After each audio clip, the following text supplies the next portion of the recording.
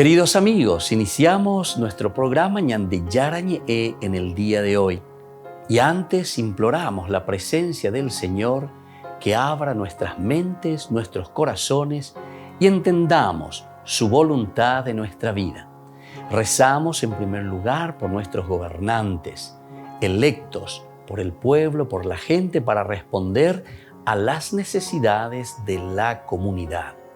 Rezamos por la honestidad, rezamos por el servicio y rezamos sobre todo por la generosidad. Y al mismo tiempo elevemos nuestras súplicas por cada una de nuestras familias en el día de hoy. Que el Señor Jesús bendiga nuestros hogares, a papá, a mamá, a los hijos. Y por último rezamos también por todos los agentes de pastoral que están al frente de evangelizar y hacer llegar la palabra de Dios en la construcción del reino de Dios. Iniciamos de esta manera en el día de hoy nuestro programa Ñande Yarañe. Este programa cuenta con el apoyo de la Fundación Santa Librada. Bienvenidos a Ñande Yarañe, un espacio de reflexión donde compartimos con el Padre Víctor Luis Cabañas sus conocimientos sobre el Antiguo y Nuevo Testamento.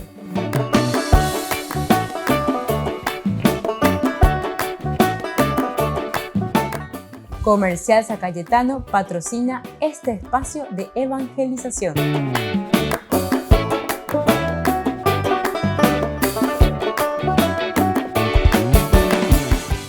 Queridos amigos, estamos iniciando nuestro programa Ñande Yarañe Antiguo Testamento y como siempre estamos reflexionando sobre este hermoso libro de los jueces. Estuvimos reflexionando últimamente hasta el capítulo 9. Este capítulo que nos habla primero de la historia de Gedeón, pero termina con esta historia de su hijo Abimelech. Nosotros presentábamos y decíamos que aquí el problema principal se refiere más bien a toda la problemática, ciertamente, de lo que nos enseña la cuestión de la monarquía. Esta era una de las situaciones más difíciles por las que pasó Israel. Vea las escuelas de oía llevarla o calcula mío esa México porque este treimba iba yo ya pojo y coge se cuera. Es decir, la experiencia del exilio incluso causa por la que se escribe incluso la Biblia. Escuchen bien lo que estoy diciendo. Entonces, el motivo principal que les mueve a ellos y que nosotros al final de cuentas encontramos como historia, el contexto histórico de toda la Biblia la encontramos desde el exilio, es decir, que parece que se comienza a escribir verdaderamente la Biblia después de esta experiencia tan negativa que ellos tienen desde el aspecto monárquico, la monarquía. Ni aceptar por todo lo que significó entonces, entre comillas, digamos así, la destrucción de este pueblo y la destrucción de toda la gente. Entonces ellos comienzan a criticar mucho a toda la monarquía. Pero por otra parte, como siempre sabemos en todo grupo humano, están los pro-monárquicos y están los antimonárquicos. La monarquía como tal, entonces tenemos las dos vertientes, los que están a favor y los que están en contra. Pero aquí nosotros encontramos una fuerte, por lo menos en Abimelech nosotros estamos encontrando aquellos que están contra absolutamente de la monarquía. La ñande, la dayarecoy europea, omene jacoponaveta jinacuri alleva. Pero sin embargo otros dicen no, el asunto es que aquí nosotros tenemos que mirar y tenemos que entender cómo hay que llevar adelante la monarquía. Opeareña de ella yuhu ave alguno oyapoponamía las enviapó allá bajo ahí la oyapoayetería hoy ahí, ¿verdad? Y aquí le ponemos incluso en el nombre, ¿verdad? Teológico, es muy interesante porque cuajéramos hoy Abimelech, lleva Abimelech que dice mi padre es rey, upeaco dice en hebreo Abimelech. Bueno, y fue todo lo que estuvimos relacionando aquí en el capítulo 9 del libro de los jueces. Y muchas cosas, ¿verdad?, que nos hablan también de situaciones tan concretas que nosotros tal vez vivimos también en nuestra realidad. Llega un momento en el cual hay también una rebelión de los de Siquem, ¿verdad? Los siquemitas contra Abimelech, donde ya es Pepe, ¿verdad? Como Gaal, viene toda una historia, toda una narración de este personaje que se rebela contra Abimelech. Aquí entonces se ponen en contra y comienza esa guerra o comienza esa situación difícil. Abimelech que lucha, que vuelve a recuperar un poco su poder, pero luego tenemos también aquí el asedio de Tebes y la muerte de Abimelech. Y aquí cuando nos muestra la muerte de Abimelech, nos muestra de una forma hasta diríamos medio escandalosa. Lleva Peteimba el andendero, viamos allá hoy, lleva Peteín cuña, lleva desde allá arriba la torre Momboña, Ganeti y Tati. Dice luego una piedra de molino, ¿verdad? Que le tira encima, le destrozó, le descuartizó la cabeza. Pero oye, llega eso, yo dice yuca y le soldado, interesante, ¿verdad? O sea, toda la forma, es decir, porque para ellos que una mujer la matase sería lo peor, ¿verdad? Y entonces esa pues es la forma como ellos están diciendo. Tenemos que entrar en la cultura, tenemos que entender lo que en ese momento significaba ese aspecto cultural del hombre, de la mujer, que una mujer le mate, ¿verdad? Y entonces por eso es que le llama para no quedar entonces en la deshonra total, ¿verdad? Sería entonces esa muerte. Entonces le llama incluso a su soldado, a su escudero, a su guardia personal y dice, Sheyukamin de Sheyuka. Pues ya te dijo ya hace rato que le tiró. Imagínate allá de una torre que te tire una rueda de molino sobre la cabeza. Donde que le descuartizó el cráneo, ¿verdad?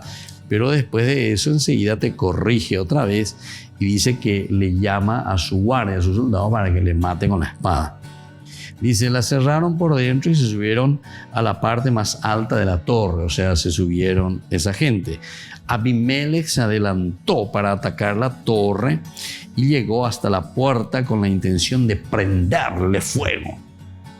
Pero una mujer, ahí está, pero una mujer, no era ya bemaba, becuñabea, le arrojó una rueda de molino sobre la cabeza y le partió el cráneo. Le partió el cráneo a Abimelech. Bueno, hay que entender entonces, por ahí puede ser solamente, ya es un traumatismo, ya es de cráneo. Bueno, en fin, le partió el cráneo. Y él otra vez, porque sigue vivo todavía, imagínense, en el 54 dice, él llamó enseguida a su escudero, bueno, él es escudero, y le dijo, desenvaina tu espada y mátame para que no se pueda decir que me mató una mujer. ¿Te entendió? Entonces, bueno, todas estas son formas, ¿verdad?, de una narración simplemente que nos hace entender también una historia bíblica aquí de una manera muy interesante. Bueno, volvemos enseguida nosotros con más en el Antiguo Testamento.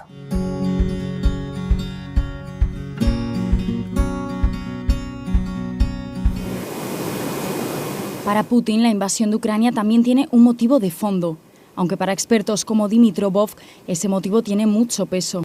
No hay argumentación económica para este conflicto, no hay argumentación política racional, es algo, como he dicho, religioso, en un sentido antropológico muy amplio. Más de la mitad de los ucranianos son cristianos ortodoxos y solo el 15% pertenece al Patriarcado de Moscú, cuyo jefe, el patriarca Kirill, ha llamado a preservar la patria histórica común de Rusia, que según él incluye a Ucrania, Bielorrusia y otros territorios. Anteriormente, el Papa ha aclarado que quiere reunirse con él. En horizonte non lontano l'incontro con el patriarca Kirill. La población ortodoxa rusa se concentra en gran medida en la parte oriental del país, donde se han registrado numerosos casos de persecución religiosa desde que Rusia comenzó a desplazar tropas a la zona en 2014. En los territorios ocupados por Rusia en el Donbass, cualquier creyente, excepto los de la Iglesia Ortodoxa rusa, tenían prohibido practicar su fe y se han dado casos de asesinatos, especialmente de evangelistas. Antes de la guerra, Ucrania gozaba de algunas de las leyes de libertad religiosa más fuertes de la región, lo que propició la pluralidad de confesiones en el país, incluida la de rito católico oriental. Está encabezada por el arzobispo Sviatoslav Svetchuk, que ha sido un crítico de la invasión rusa. Esto diferencia a Ucrania de otras mayorías ortodoxas postsoviéticas, como Moldavia, Georgia y especialmente Bielorrusia y Rusia. Está por ver cómo este conflicto afectará las relaciones entre ortodoxos entre sí y ortodoxos e Iglesia Católica. La llegada de los nazis a Polonia y la persecución de los judíos separó a un adolescente, Karol Wojtyła, de sus amigos judíos. Gianfranco Swiderkowski ha conseguido contactar con al menos 3 de ellos, Jerzy, Kurt y Eva. Yo ya había escrito sobre la amistad que había entre Jerzy y el Papa. A Jerzy le hicieron sufrir los nazis, mataron a su madre, a su hermana y a su abuela en los campos de concentración, pero los soviéticos fueron quienes mataron a los padres de los otros 2 judíos en Katyn. Todos vivían en la pequeña Wadowice hasta el estallido de la Segunda Guerra Mundial. Jerzy fue llamado a las armas, combatió en África y terminó viviendo en Roma. Precisamente allí, por casualidad y tras muchas peripecias, también acabó otro de los 4 amigos, Kurt. Con la llegada de los nazis, Kurt escapó con la familia hacia el este, pero los atraparon los soviéticos y los metieron en un tren. Él escapó y huyendo a pie llegó hasta Roma con otros 2 amigos. Tuvo que combatir en Montecassino y luego en Roma se encontró con Jerzy Kluger y crearon una empresa. En Roma ambos volvieron a contactar con Juan Pablo II. Kurt falleció en 2009 y Jerzy en 2011. En los últimos años recordaban así su amistad con el Papa. Por ejemplo, Jerzy contó que en una ocasión, mientras esperaba que Karol Wojtyła terminara de rezar dentro de la iglesia de Wadowice, una señora del pueblo le regañó por estar dentro de la iglesia, ya que él era judío. Cuando conté a Karol lo que había pasado, se puso muy serio y me dijo: ¿no se dan cuenta de que somos hijos del mismo Dios? Teníamos 10 años cuando me lo dijo. El caso de Eva fue distinto. Tras la Segunda Guerra Mundial terminó en Australia. Allí pudo ver a Juan Pablo II durante uno de sus viajes al país. Durante uno de los actos ella consiguió acercarse un poco para que el Papa la viera y lo consiguió. Se conocían de Wadowice, pero se habían perdido de vista. Juan Pablo II hizo lo que sorprendía a mucha gente. La miró como si solo ella estuviera presente y ella tuvo la impresión de que el Papa le decía: te conozco, pero no sé quién eres. Reconozco esa mirada. Y ella decía: qué hermoso que al final los 4 amigos estemos vivos. Gianfranco Swiderkowski ha reunido estas historias en el libro Lolek, el diminutivo con el que los amigos de Karol Wojtyła lo llamaban. Al final cuenta cómo los 3 amigos judíos del Papa se reunieron en Jerusalén para verle ante el Muro de las Lamentaciones. El escritor es un veterano vaticanista y tuvo la oportunidad de estar muy cerca del Papa y de su secretario, Stanislaw Divitz. Dice que este libro es otro testimonio que muestra el afecto de Juan Pablo II por los judíos. No es casual que fuera el primer pontífice en entrar en una sinagoga tras siglos de tensiones entre judíos y católicos.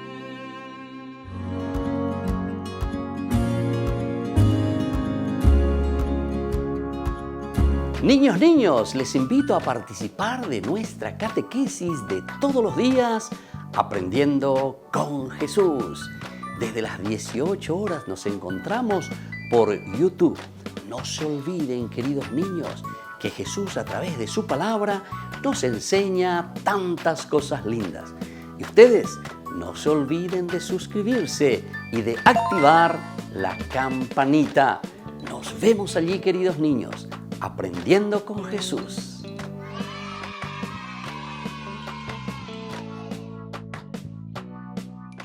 Queridos amigos, les invito a todos a participar de los cursos bíblicos Ñande Yarañe Antiguo Testamento.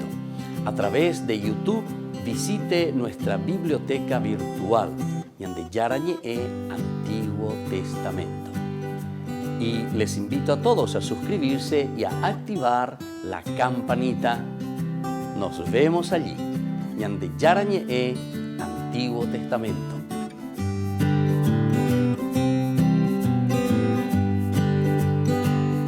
Queridos amigos de Ñande Yarañe, les informamos que la misa diaria cambia a las 6 de la mañana.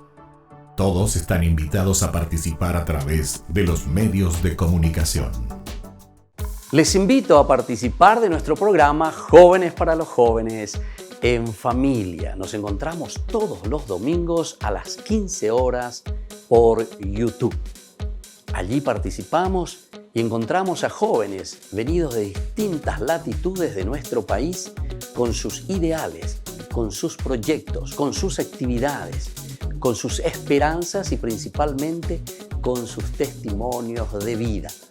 Les invito a acompañarnos todos los domingos por YouTube, Jóvenes para los Jóvenes en Familia.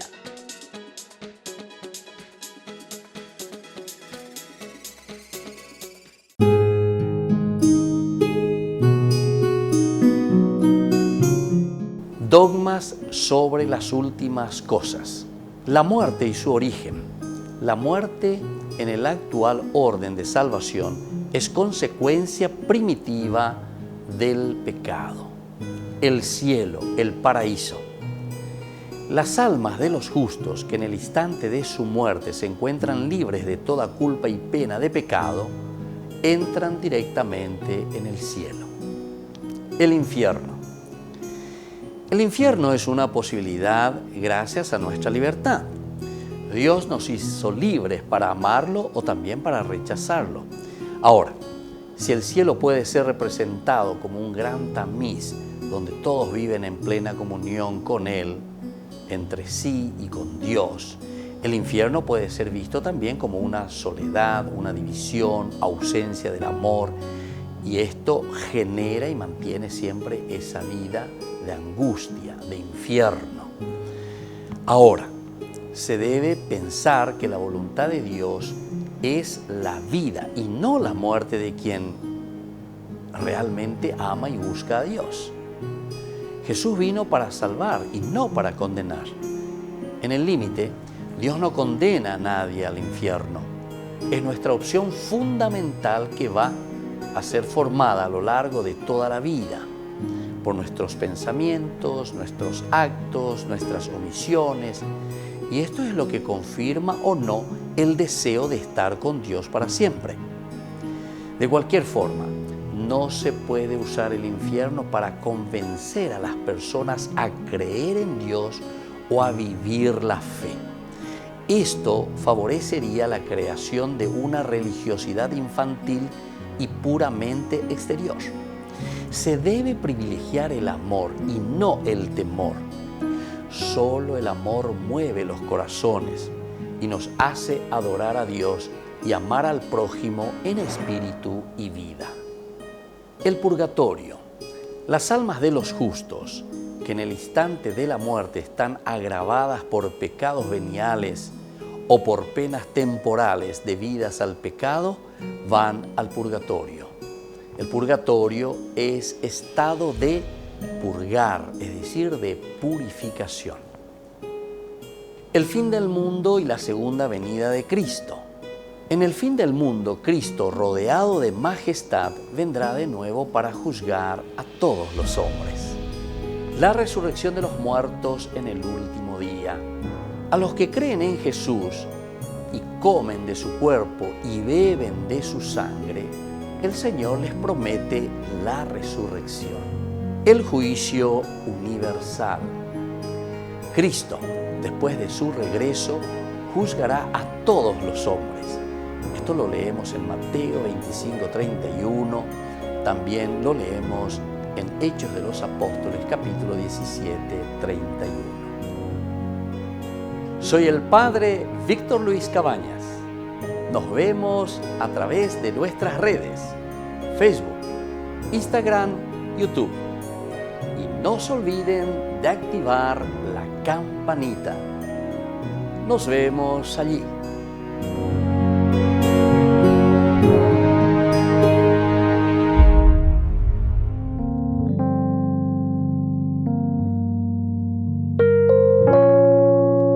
Queridos amigos, seguimos nosotros con Ñande Yarañe en Antiguo Testamento. Estamos reflexionando sobre el libro de los jueces. Y ahora queremos continuar esta historia con el capítulo 10 del libro de los jueces menores. Con ella ya entonces algunos nombres de algunos jueces menores. ¿Cuál era? Tolá. Tola. Ese es el nombre de este juez que va a aparecer también, ¿verdad? Entonces, sus nombres en el capítulo 46 del Génesis 46. Génesis 46, 16. Vamos a leer un poco que nos dice aquí en el Génesis 46, 16. Dice así: los hijos de Gad, Sifión, Hawí, Suní, Esbón, Eri, Arodí, Arelí. Los hijos de Gad. Aquí entonces te está presentando a ellos. Bueno, entonces después de Abimelech surgió Tolá, hijo de Puá, hijo de Dodó, para salvar a Israel. Era de Isaacar, pero vivía en Samir, en la montaña de Efraín. Él juzgó a Israel durante 23 años. Cuando murió, fue sepultado en Samir. Bueno, pégate la hombre de este juez menor. Entonces son noticias breves que nosotros tenemos. Jueces 10, 1 al 5. Después viene justamente Yair. Vamos a mirar entonces hasta el versículo 5. Después de él surgió Yair de Galaad. Él juzgó a Israel durante 22 años. Tenía 30 hijos que iban montados en 30 asnos y tenía 30 ciudades. Estas últimas se llaman todavía hoy los poblados de Yair y se encuentran en el territorio de Galaad. Cuando murió Yair, lo sepultaron en Camón. Bueno, hasta ahí termina entonces esta breve narración, ¿verdad? Sobre Tolá y sobre Yair. Tolá y Yair aquí entonces. En contraste de todo ese ciclo tan largo que nosotros habíamos desarrollado con respecto a Gedeón. Imagínense, Gedeón viene del capítulo 6, 7, 8, principalmente Gedeón. El 9 ya estábamos hablando, pero siempre es de su hijo, ¿verdad? Que es como con la continuación de lo que encontramos en el capítulo 9, que es Abimelech. Y luego el posterior ciclo de Sansón, porque Sansón también, el 13, 14, 15, 16, 4.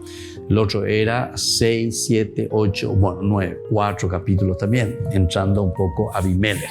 Pero en fin, dentro de nuestro estudio, ya se llama el capítulo 9, pea lo mitad muy ingente, Pepe, ¿verdad? Pero es interesante, ¿verdad? De todo lo que presentaba en contraste de lo que decía un grupo, es el antimonárquico, ¿verdad? Y los que están también a favor de la monarquía.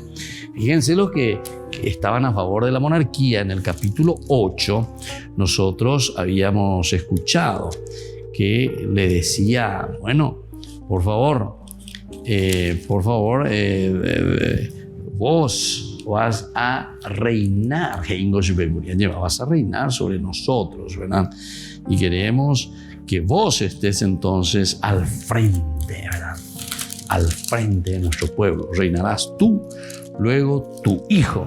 Es la propuesta, ¿verdad?, de los israelitas que le hacen a Gedeón en el versículo 22 en adelante. Los hombres de Israel dijeron a Gedeón: gobiérnanos tú y que después de ti nos gobiernen tu hijo y tu nieto, porque nos salvaste del poder de Madián. Lleva a Gedeón, Yerubbaal también el nombre después, porque había destruido a los ídolos. O sea, aquí hay elementos muy interesantes. Estos son los pro-monárquicos. Tú, tu hijo, tu nieto, la dinastía, ¿verdad? Están entonces a favor. ¿Por qué? Hay una razón, porque tú nos salvaste. Porque tú nos salvaste. Entonces aquí le están dando razón, ¿verdad?, a la monarquía. O sea, vale la pena que tengamos un monarca, vale la pena que tengamos a alguien que nos salve, que se desviva por nosotros, haya, camiseta, lleva. Opeani gusto, opeani que tú estás bahía, pero cuando ella cande los antimonarquíes te cuenta toda una historia de Abimelech, ¿verdad? A pesar de que dice mi padre es rey. O también nosotros podemos aquí entender, ¿verdad? ¿Por qué Abimelech? Mi padre es rey. porque él tiene una conducta bastante negativa, ¿verdad? Abimelech hasta le mató a todos sus hermanos, a 70 de ellos. Peteño y te da la caña lleva uno solito, ¿verdad? Fue el que tuvo la posibilidad de esconderse, que era Jotán justamente. Y Jotán es el que después va luchando y va presentando un poco la situación. Y bueno, y después ya vienen las rebeliones, etcétera. Bueno, todos estos son elementos teológicos muy interesantes, cómo se vuelve a repensar la historia de Israel. Era oñandú lleva, pues era toda una situación que vivieron, que fue la situación del destierro. Y entonces en ese destierro, o el exilio también como nosotros le llamamos, pues era es decir, nuestros reyes, ahí está, nuestros reyes. A operar con la de los reyes, porque era a una bancarrota, a un desastre total.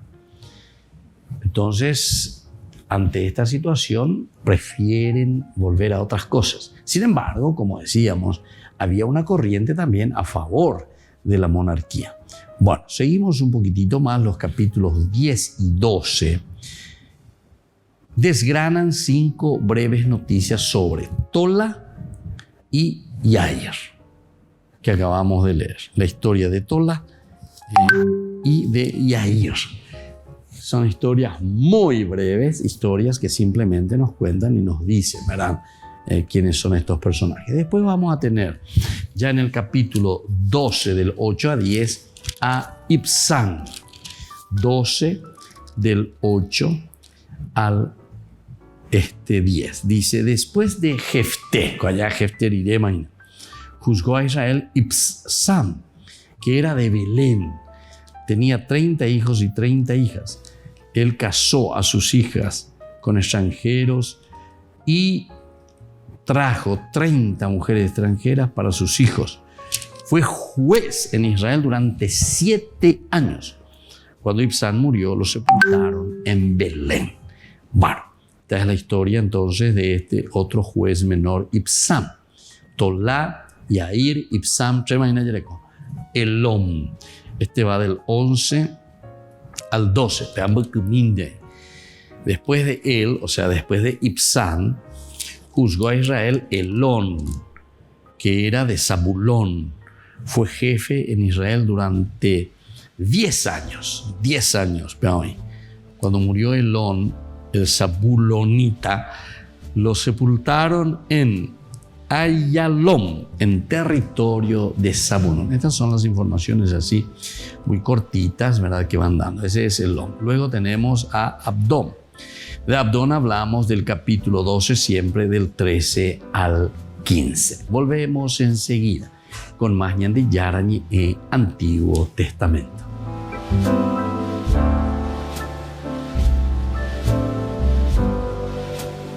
Amigos de Ñande Yarañe, les invito a participar todos los días de la Santa Eucaristía a las 6 de la mañana por nuestra plataforma YouTube Ñande Yarañe. Vamos a escuchar la palabra de Dios y fortalecernos con el mensaje de amor del Señor.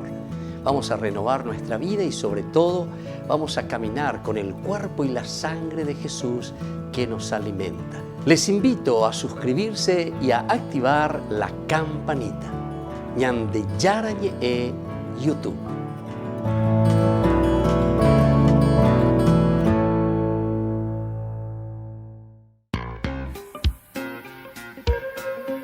En la ciudad de Luque, la economía se llama Supermercado San Cayetano. Compruebe sus precios bajos en productos cárnicos de primera calidad.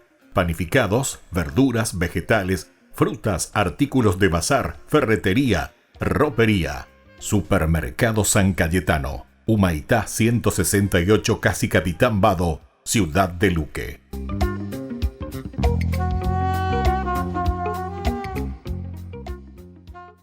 Queridos amigos, ¿quieren conocer los libros del Nuevo Testamento? Les invito a través de nuestra biblioteca digital por YouTube, Ñande Yarañe Nuevo Testamento. Ya hemos desarrollado los libros de San Marcos, San Mateo y ahora estamos comenzando el libro de San Lucas. Les invito a suscribirse y a activar la campanita. Nos vemos allí.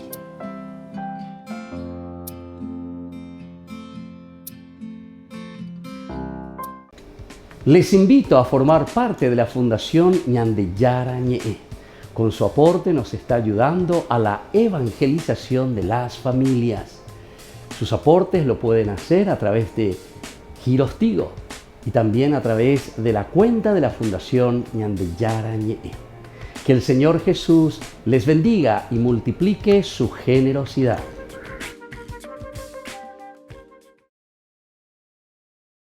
Esta enfermedad tiene mucha fuerza y la soledad ya tocó mi puerta. Siento que estoy solo, que todos se han ido. Ya no puedo más con esta tormenta.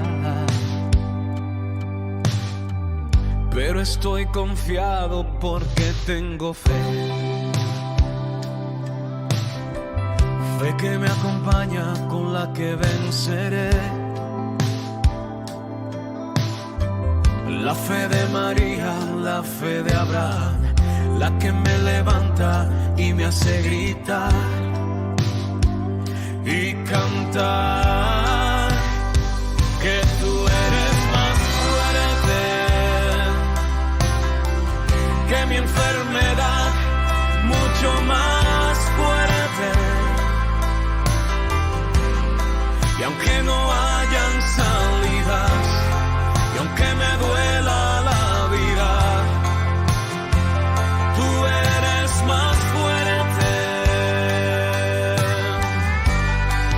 que tú eres más fuerte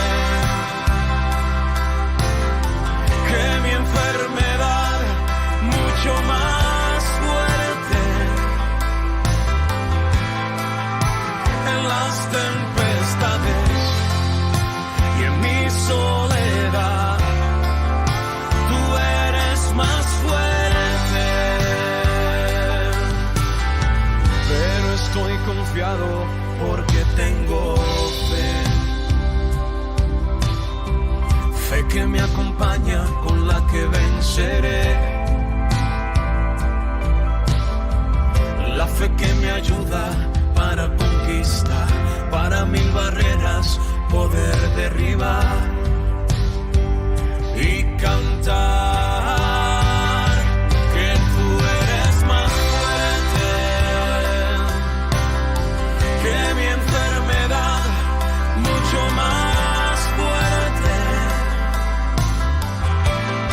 Y aunque no hayan salidas, y aunque me duela la vida, tú eres más fuerte. Y es que tú eres más fuerte que cualquier problema, mucho más fuerte. En las tempestades y en mi soledad, tú eres más fuerte.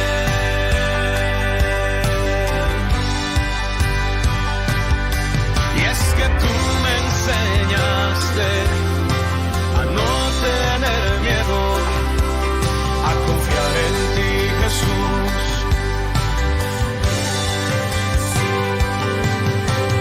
Tú me mostraste que todo lo puedo si te tengo a ti.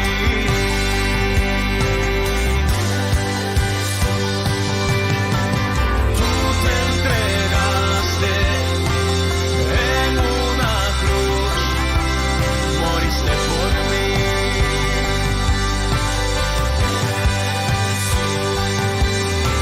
Y resucitaste, la tumba no pudo tu poder resistir, porque tú eres más fuerte que mi enfermedad, mucho más fuerte. Y aunque no hayan salidas, y aunque me duela esta vida, tú eres más fuerte.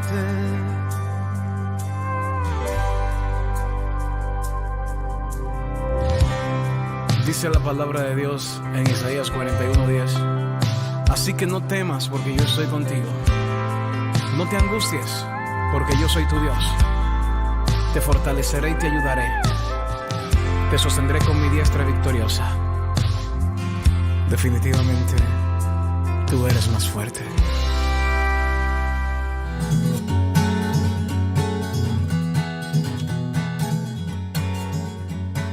Queridos amigos, seguimos nosotros con Ñande Yarañe Antiguo Testamento. Estamos estudiando este libro muy interesante, el libro de los jueces. Entramos en el capítulo 10 en este momento. Recordemos a los jueces menores que comienzan desde ahí, pero ciertamente que después también continúa, ¿verdad? O sea, tenemos más personajes dentro de lo que significa verdaderamente entonces la redacción, ¿verdad? Que nos habla de estos jueces menores.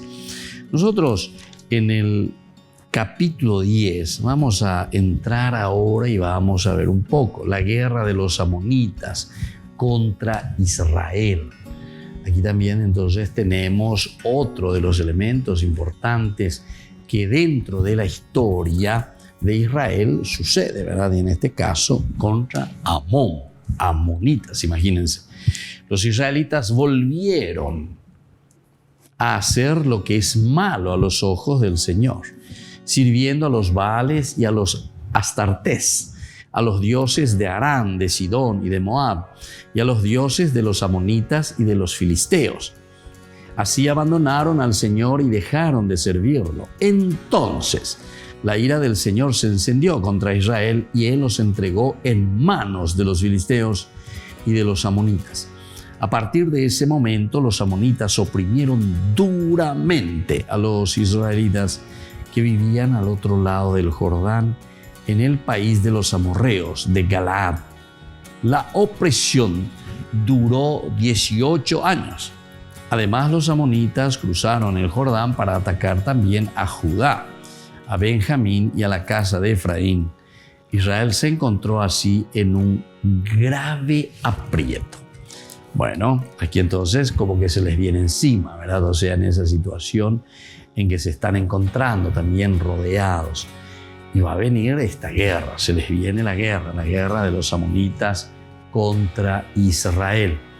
Al mismo tiempo, después, continuando un poco estos versículos del capítulo 10, dice: entonces los israelitas clamaron al Señor: hemos pecado contra ti, nuestro Dios, porque te hemos abandonado para servir a los Baales.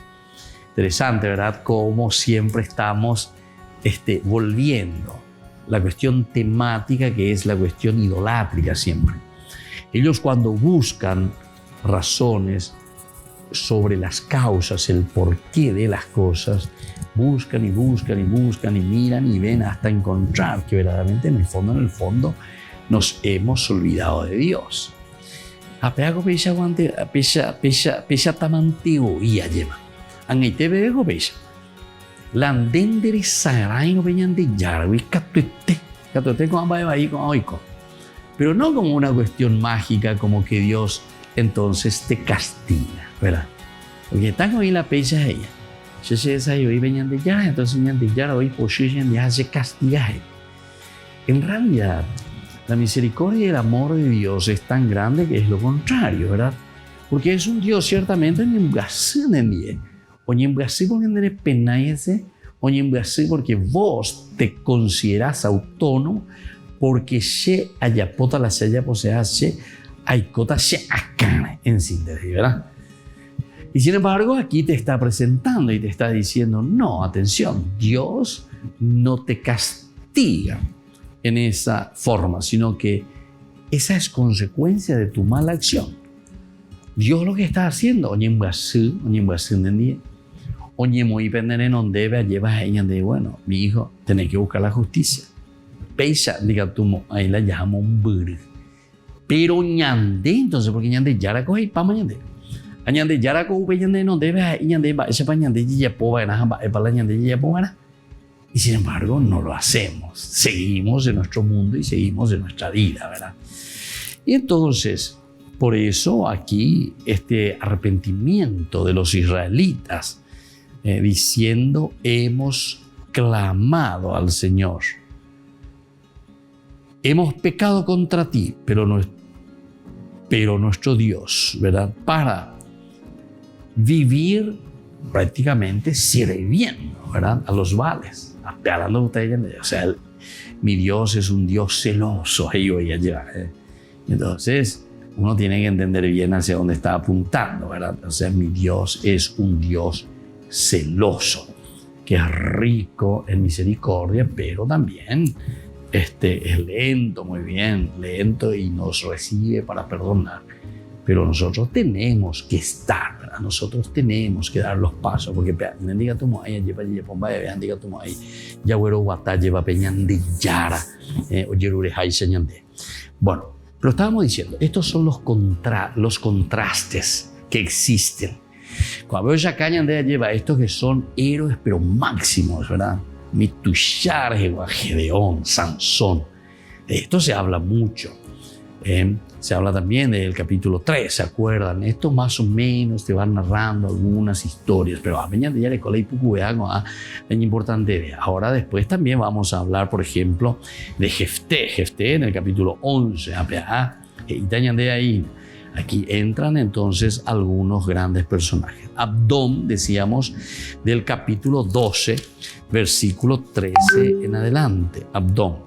Después de él juzgó a Israel, Abdón, hijo de Gilel, que era de Pireatón.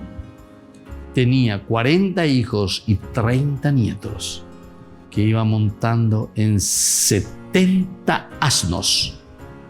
Y fue juez en Israel durante 8 años. Cuando murió Abdón, hijo de Gilel, lo sepultaron en Pireatón, en la montaña de Efraín, territorio de Saalín. Entonces, esto también nos hace entender, ¿verdad? Dónde nos encontramos. Esto más o menos nos va ubicando. Nos dice de qué tribu, ¿se acuerdan? Que en la introducción también nosotros hablamos y decíamos, bueno, ¿de qué tribu será que estos están viniendo? ¿De qué tribu? ¿A qué tribu pertenecen estos, verdad? Entonces esto nos hace pensar y nos hace entrar entonces poco a poco también en la historia, por lo menos para conocer 12 jueces, 6 que son jueces mayores, 6 que son jueces menores. Ya sabemos el significado o por qué esta distribución y estos nombres que se le dan. Mayores porque de su historia, de hazañas que realizaron. Sin embargo, de esto apenas sabemos su lugar de nacimiento y luego su lugar de muerte y nada más, y que ayudaron a salvar a Israel. Volvemos enseguida con más de Yarañe en Antiguo Testamento.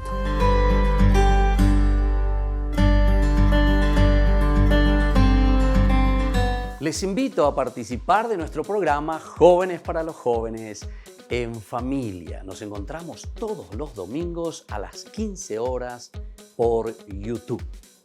Allí participamos y encontramos a jóvenes venidos de distintas latitudes de nuestro país con sus ideales, con sus proyectos, con sus actividades, con sus esperanzas y principalmente con sus testimonios de vida. Les invito a acompañarnos todos los domingos por YouTube, Jóvenes para los Jóvenes en Familia.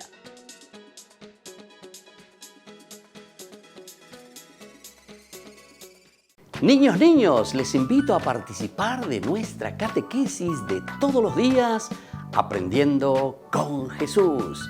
Desde las 18 horas nos encontramos por YouTube. No se olviden, queridos niños, que Jesús a través de su palabra nos enseña tantas cosas lindas. Y ustedes no se olviden de suscribirse y de activar la campanita. Nos vemos allí, queridos niños, aprendiendo con Jesús.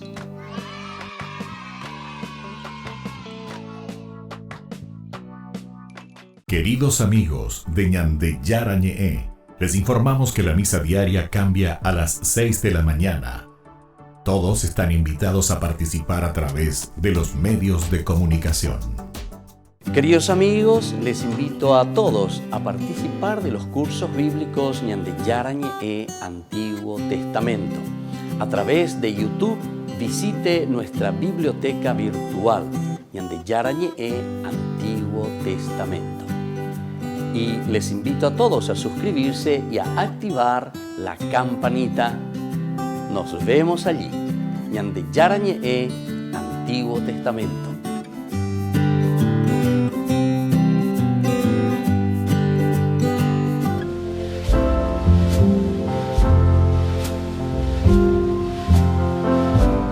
Queridos amigos, estamos iniciando nuestra jornada con la palabra del Señor.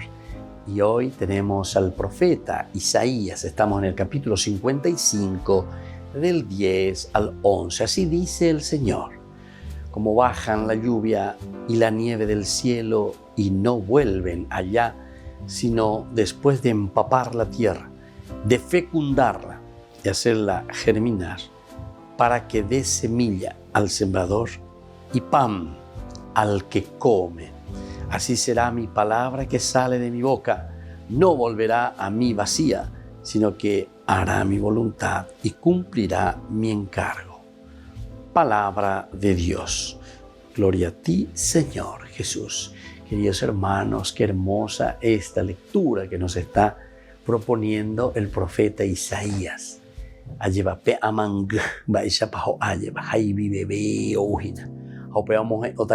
La tierra árida. No es simplemente entonces una lluvia, un aguacero, una fuerza impetuosa del agua, porque eso lo único que muchas veces es erosionar la tierra. Sin embargo, aquí el Señor hoy nos está diciendo, como esa lluvia tenue que va cayendo, que va empapando la tierra, peñan de yara gracia, que nos pueda empapar, es eso lo que a nosotros, queridos hermanos, nos va a ayudar después a tomar nuestras decisiones y nuestros caminos tan lindos y tan hermosos, porque lo vamos tomando desde Dios. Y así entonces, como el agua que va empapando nuestra vida, nuestro corazón y nuestra mente, así nos va a ayudar para que nosotros hagamos germinar la bondad y la presencia de Dios en nuestra familia, en nuestra sociedad. Que la bendición del Señor descienda sobre ustedes, el Padre y el Hijo y el Espíritu Santo. Amén.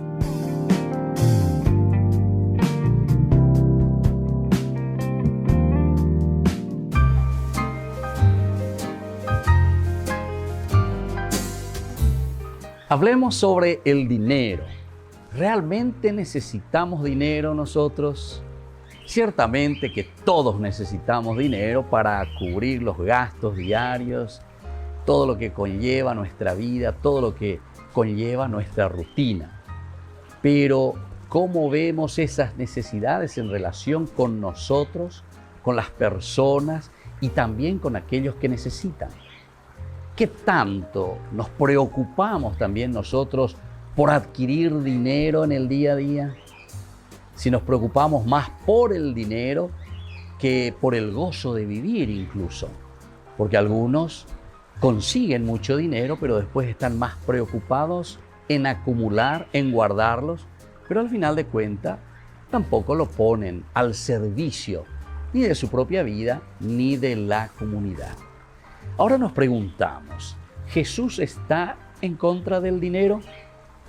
Para Jesús, en realidad, el dinero es un ídolo peligroso, pues cuando uno le da culto, ahí está el problema, y acapara a la persona y no la suelta, ¿verdad? Nos tiene atados. Entonces, cuando el dinero pretende dar respuestas también a la vida que solamente Dios puede dar, ciertamente que nosotros estamos rindiendo culto al dinero. Ahora nos preguntamos, ¿es mala la ambición de acumular, de tener dinero? Y bueno, primero tenemos que hacernos algunas preguntas, que son preguntas retóricas, que nos irán dando la respuesta. Primero tenemos que preguntarnos lo siguiente: ¿cuál es el fin último de lo que estamos nosotros ambicionando? Si nos damos cuenta que eso que estamos ambicionando es egoísta, si se hace daño a otras personas cuando estamos adquiriendo ese dinero, o si estamos ambicionando simplemente para impresionar a otros, definitivamente que yo soy, ¿verdad?, la persona que consigo, yo soy la persona que trabajo, entonces esa ambición puede ser peligrosa. Pero sin embargo, existe una ambición buena cuando nosotros encontramos los buenos fines de cómo utilizar las riquezas de la naturaleza, de todo lo que el Señor nos da. Y en este sentido, el dinero siempre tiene el sentido positivo para hacer crear y crecer a la comunidad. Entonces nosotros tenemos que pedir siempre a Dios verdaderamente que imponga su voluntad sobre nuestras ambiciones. Y ustedes se darán cuenta que siempre ese dinero rendirá mucho más, porque está en función de la propia comunidad. Soy el Padre Víctor Luis Cabañas. Síganos en Facebook, Instagram y en YouTube. Nos vemos ahí.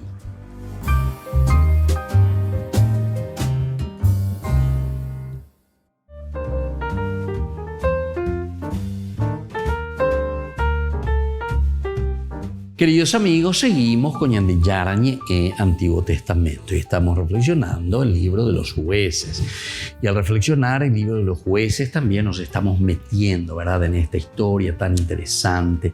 Cuando Ñandemo Pinimba hoy ella la gente lleva Ñandemo Pini en el sentido de historia así muy humanas, ya es que nos llega, que nos toca, ¿verdad?, a nosotros, que nos hace entender, ¿verdad?, a dónde llegamos. Bueno, aquí encontramos, sin embargo, también la designación que decíamos de jueces menores no abarca una realidad diferente, ya que Jefté aparece como uno de ellos. Jefté también aparece, ¿verdad?, como uno de estos jueces menores, pero tenemos una historia bastante larga también que se describe del capítulo 16. Justamente lo que viene ahora a continuación hasta el 12:7, o sea que hay poco formal, desde el 16 prácticamente, cuando nos habla que los israelitas volvieron a hacer lo que es malo a los ojos del Señor. ¿Por qué? Porque ellos sirven a los Baales y a los Astartés, a los dioses de Aram, de Sidón, de Moab.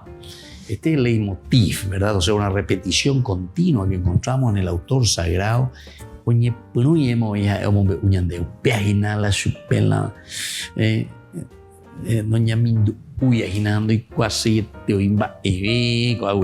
es una idolatría, ¿verdad? Entonces, contra la idolatría no puede ser, ¿verdad? ¿Cómo es que nosotros vamos a encontrar? Imagínense a este juez aquí, cómo es que tiene que luchar contra todas las cosas malas, ¿verdad?, de Israel. Y entonces, la ira del Señor se encendió, como siempre, contra Israel. Les entregó en mano de los filisteos y de los amonitas, Amón, de los amonitas.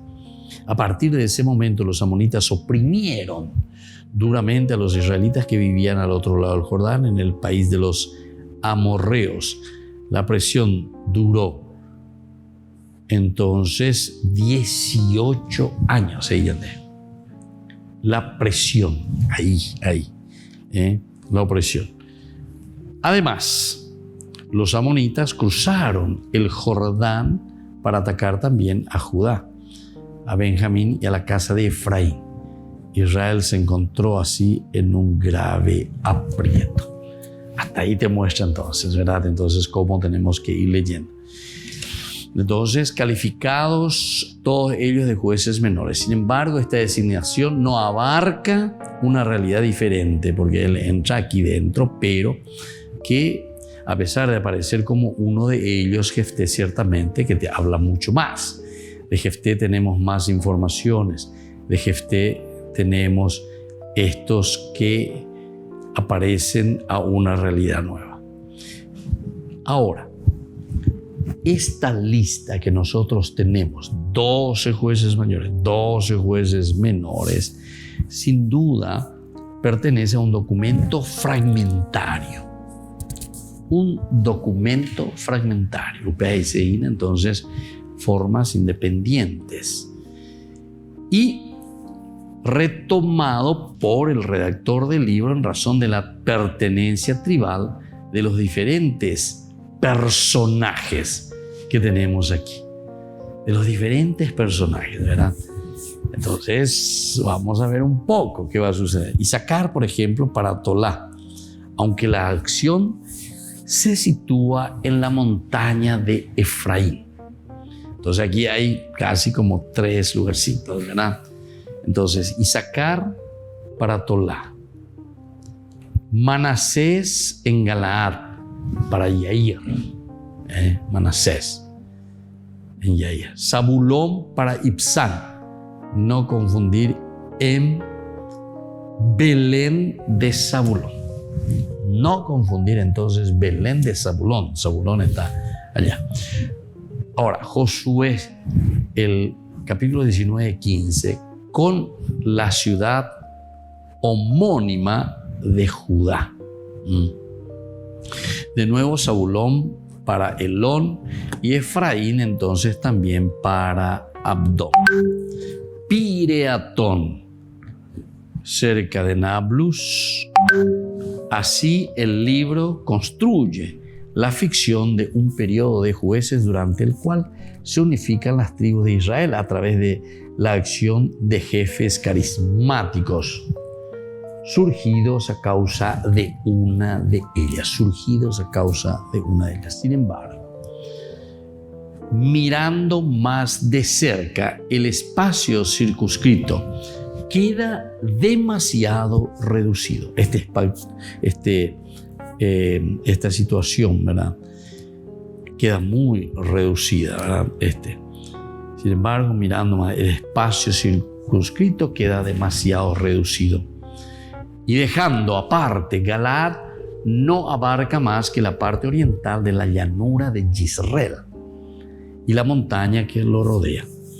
Siquem, esta es la montaña que lo rodea, y entonces Siquem. Aunque estos datos impiden ver en la misa un documento puramente ficticio, el arreglo dinámico pertenece a la presentación de conjunto del libro, sin correspondencia con la realidad. Vemos que deja, ¿verdad? Todo esto nos deja, ¿verdad?, como en suspenso. Pero es interesante porque aquí también se va desarrollando la capacidad de interpretación también del pueblo, de la gente. La acción es siempre de Dios, porque siempre te va a presentar esa primera parte, ¿vale? Ahí donde los israelitas volvieron a hacer lo que es malo a los ojos del Señor. Entonces no es Carmen Taiboigue. Y te pone un cierto tiempo, ¿verdad? Te pone, entonces, y te dice más o menos durante ese tiempo sucede que más o menos oye por taponas y cuaya lleva, pero después te vuelve a decir que y ante esas situaciones que después aparece el juez, por lo menos como aquí nos presenta. En el fondo, la teología, como habíamos estudiado desde un principio, desde un comienzo, estos nombres y estos personajes están encarnando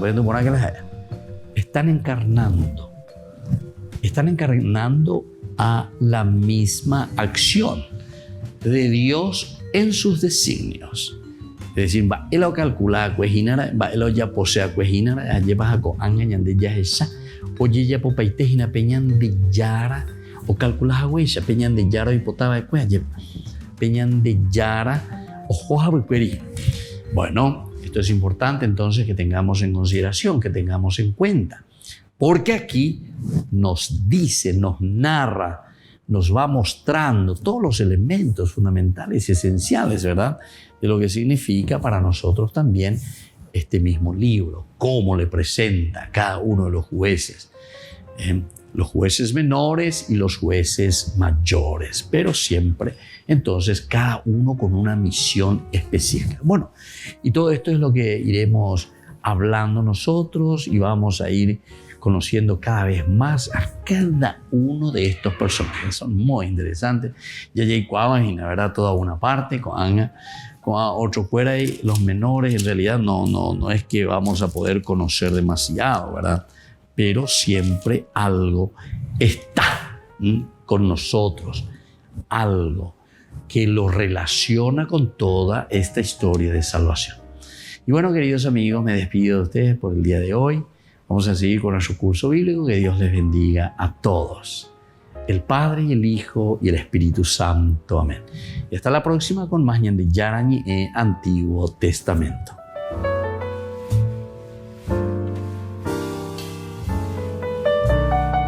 Este programa cuenta con el apoyo de la Fundación Santa Librada. Con esto concluimos nuestro programa ñande yarañe con el Padre Víctor Luis Cabañas.